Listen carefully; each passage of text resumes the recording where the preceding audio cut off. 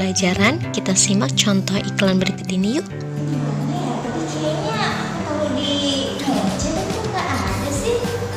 Assalamualaikum. Waalaikumsalam. Kamu nyari apa? HP aku tadi aku taruh di atas meja tapi kok nggak ada ya? Gimana sih aku lupa ya? Kamu nyari HP? Coba lihat kan. Astagfirullahaladzim ya Allah. HP tadi dipegang, tolong ya. Kayaknya mau Tadi ya ampun kayaknya kurang fokus. Kayak fokus deh. Makanya minum ini. Aqua, coba diminum dulu. Kayaknya seger banget Iya ya dong, kalau seger pas dong. lagi capek gini Iya. nih. Gimana sekarang? Udah fokus kan? Udah enak kan pikirannya? Enak banget, seger banget diminum tuh di dada itu rasanya Iya kayak dong. nyes gitu gak sih? Iya dong. Karena Aqua itu terbuat dari 100% air murni dari pegunungan asli.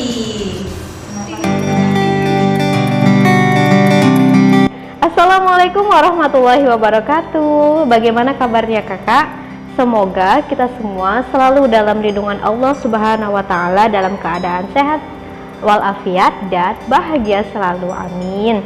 Nah, hari ini kita bertemu lagi dalam pembelajaran bahasa Indonesia. Seperti pembelajaran yang sebelumnya, kita akan membahas materi dalam bab teks iklan merujuk pada sebuah teks. Nah, sebelum kita memasuki pembelajaran, kira-kira tayangan yang tadi, cuplikan video tadi itu termasuk contoh teks apa ya? Ada yang tahu? Ya, benar sekali. Itu merupakan contoh teks iklan. Nah, dalam teks iklan, kita membutuhkan beberapa unsur. Kira-kira unsur apa aja ya untuk membentuk sebuah iklan? Dan sebelum kita mengenal lebih dalam mengenai teks iklan, kira-kira apa sih itu teks iklan? Seperti apa ya teks iklan? Kita simak pembahasannya berikut ini.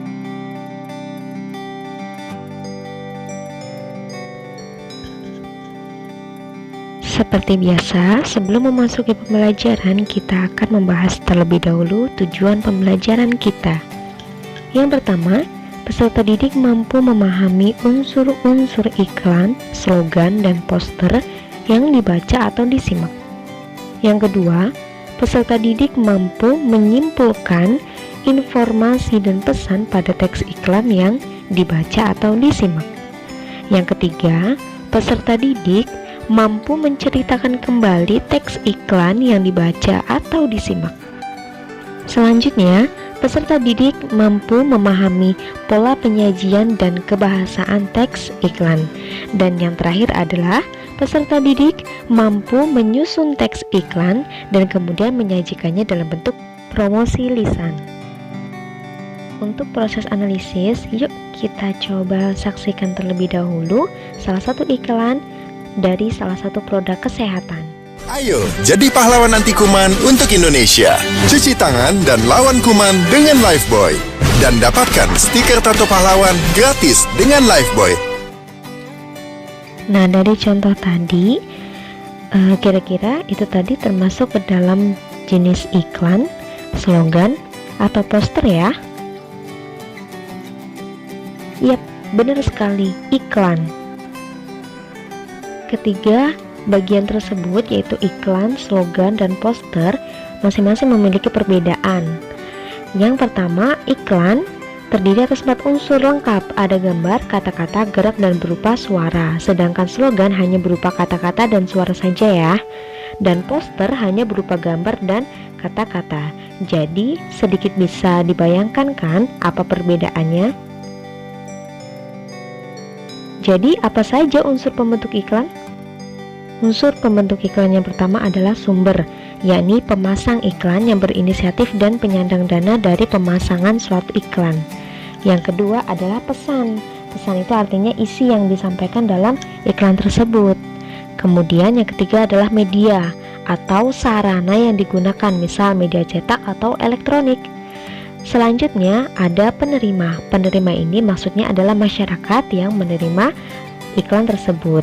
Kemudian ada efek. Efek itu artinya ada perubahan perilaku atau sikap dari si konsumen, entah itu membeli produknya atau merubah cara berpikir, kemudian umpan balik, ada tanggapan, ada reaksi dari si pembeli atau konsumen.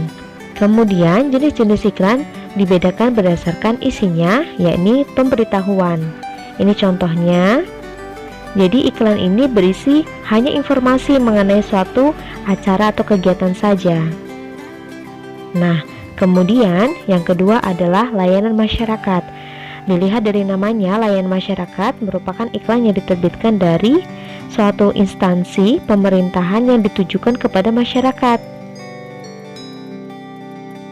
Nah, kemudian yang ketiga adalah iklan penawaran.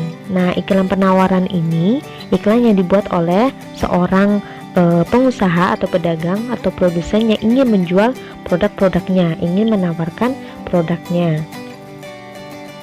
Kemudian berdasarkan tujuannya, iklan dibedakan menjadi dua. Yang pertama strategis. Maksudnya adalah iklan ini digunakan untuk membangun merek atau citra positif suatu perusahaan. Jadi tidak menuntut si konsumen harus membeli produk tersebut dalam jangka waktu yang cepat. Yang kedua adalah taktis. Ini kebalikan dari strategis. Iklan ini menuntut si masyarakat untuk membeli produk dalam jangka waktu tertentu. Misalkan Alfamart memberikan diskon di setiap akhir bulan. Maka sasaran konsumennya diharapkan agar membeli maksimal pada akhir bulan juga. Selanjutnya, pola penyajian iklan. Nah, dalam pola penyajian iklan itu sendiri dibagi menjadi dua, yaitu dengan media cetak dan dengan media elektronik.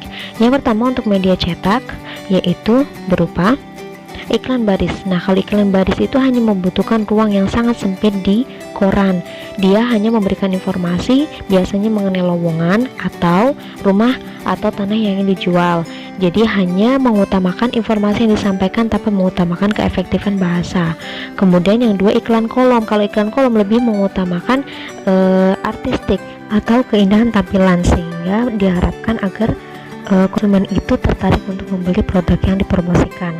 Nah, selanjutnya pola penyajian yang kedua berupa elektronik. Kalau elektronik pasti semuanya tahu ya, karena untuk zaman sekarang lebih banyak iklan itu ditayangkan melalui media elektronik, yaitu radio, televisi, diselipkan dalam film maupun melalui media sosial. Sebagai latihan pengembangan diri, silakan kalian simak pertanyaan berikut.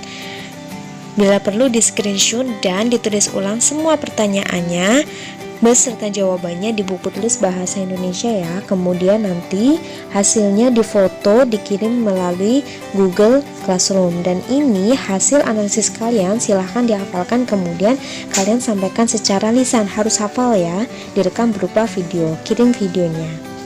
Dan ini adalah iklan yang kalian kerjakan. Selamat mengerjakan. Alhamdulillah, sudah berakhir pembelajaran bahasa Indonesia hari ini mengenai teks iklan. Ustazah harap kakak-kakak memahami dengan lebih baik mengenai teks iklan dan dapat mempraktikannya dalam kehidupan sehari-hari. Misalkan kalian yang ingin menjadi seorang pengusaha, kalian bisa memasarkan atau mempromosikan produk-produk kalian dengan membuat iklan yang menarik. Dan yang selanjutnya, jangan pernah lupa ya, kalian kerjakan semua kegiatan pembelajaran yang disampaikan oleh Ustazah dengan tujuan agar kalian memahami lebih mendalam mengenai materi pelajaran yang disampaikan pada hari itu. Jaga kesehatan, selalu cuci tangan menggunakan sabun atau dengan hand sanitizer. Kemudian selalu jaga jarak ketika kalian berada di luar rumah. Terima kasih dari Ustazah. Mohon maaf apabila masih banyak kesalahan. Wassalamualaikum warahmatullahi wabarakatuh.